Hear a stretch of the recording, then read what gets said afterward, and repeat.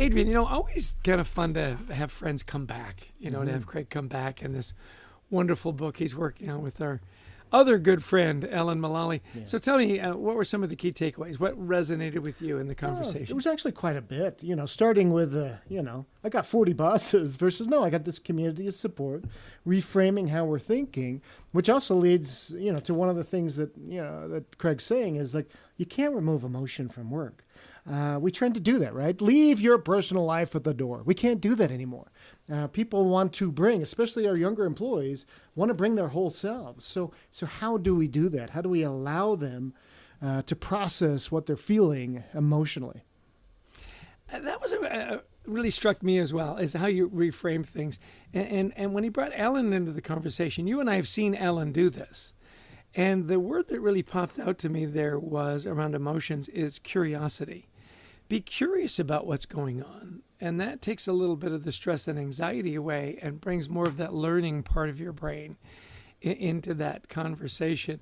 Yeah, I don't know if I could ever have 40 people on my board. I gotta tell you that. I have a tough time remembering the names of my 4 kids, let alone 40 board members. And yet again, look at the advantage. I'm surrounded by 40 amazing people that are here to support me. Right. And that word of support, which I think is key, right? Yeah. And, and by the way, if you don't know Alan, Alan saved the Ford Motor Company, came in 2006. They were just about to go bankrupt. And Alan, literally saved one of American icons from going bankrupt, turned them around, retired 9 years later. The company just had this, Saul on the road to Damascus kind of transformation, right? So let's get into a little bit. A couple more things that Craig talked about was this idea of strengths. If you can use your strengths, aren't you going to be more engaged? Well, of course. And what a great question to ask. What strengths can you bring to help the team? And he mentioned our motivators assessment, which we worked on for many years, built with a team of psychologists. We'll also ask people what they like to do as well, right? Yeah, how can you help? When he said, we bring everybody together and we make these random assignments. We've all been in those meetings, and then afterwards, hey, can I trade with you? Mm-hmm. I hate doing this. Yeah. That open conversation and one-on-one where he says, where do you think you can add the most value? The other thing that jumped out on me was pressure versus stress, pressure being external, stress being internal. And how do you manage that internal stress? And how do you tie it to resilience? It was really a simple formula that really resonated with me. How about you? Yeah, absolutely. I like that a lot. And how much pressure do we add as managers when, for example, we always have to have difficult conversations? And what he was saying was like, prepare for it. Don't just wing it, because we tend to do that. And ask some anchoring questions. What do I want to get out of this conversation? But also, how can I make it a conversation? How can I listen? How can I see with curiosity what's going on? Because maybe what I'm seeing is not complete reality. Well, and the reason I think we wing it is because they're conversations that we put off because we don't want to have them, right?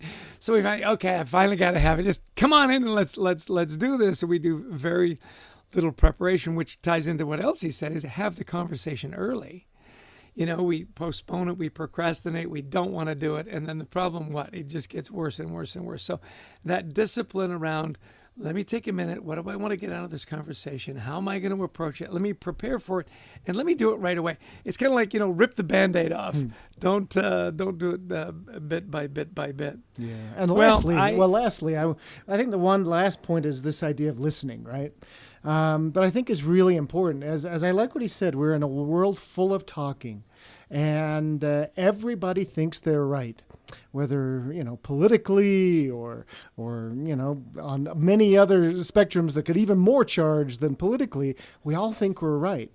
And are we just going to listen a little bit? My old dad used to tell a story about when he was at Rolls-Royce. He says one of his first jobs when he was a young engineer was to walk around this really important guy from Rolls-Royce. And there was the guy on the shop floor, and they called him Sweeps, and he pushed the broom, And Sweeps saw this really important man being taken on the tour, so he ran over there, and he wanted to tell him something. And he tells this long story. My dad was getting more and more embarrassed. He's in his early 20s, and he says, Sweeps, we don't have time for this. And that important man from Rolls-Royce said, Gordon, he says, you always listen because there's wisdom in everything that you hear. And he said he stood there for 15 minutes and listened to this guy. And as they walked away, he says, you know what I picked up? This, and this. And so that's the point is we always listen. No matter whether we agree or not, there's always something to learn. Yeah, and the back half of that is listen to yourself as well. Yeah. And I thought that was very insightful.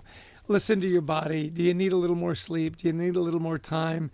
Do you need to maybe, reframe this situation a little differently? Listen to yourself as well. I think so often we think, I'm a giver. And we don't take the time to step back and say, hey, maybe it'd be good for me to eat every now and again. Or sleep. or go for a walk. Well, Craig Dowden, he's got a wonderful book coming out, this A Time to Lead, Mastering Yourself So You Can Master Your World. I'm sure it's available on Amazon, fine bookstores everywhere. Treat yourself to a copy, as you should treat yourself to a copy of our wonderful book, Anxiety at Work. And this is the part, Adrian, where you so brilliantly thank everybody that supports us. Well, we have a lot of thanking to do. We want to thank Brent Klein, who's our producer, Christy Lawrence, who books amazing guests, and all of you who listen in. If you like the podcast, please download it, share it. And we'd also love you to join our online community at thecultureworks.ai, where we're creating a safe place to talk about anxiety and mental health at work. Yeah, and if you are looking for some great speakers, I know two. One would be Adrian, and the other would be me. Whether it's in person or virtual, we love to talk on topics like wellness, resiliency, anxiety, culture, and of course, one of our favorite subjects, how gratitude plays a big role in all of those. So give us a call. We'd love to talk to you about your next event. And having said that, Adrian, the big finish, as you always say, is... Well, we want to thank you for joining us again. And until next time, we wish you the best of mental health.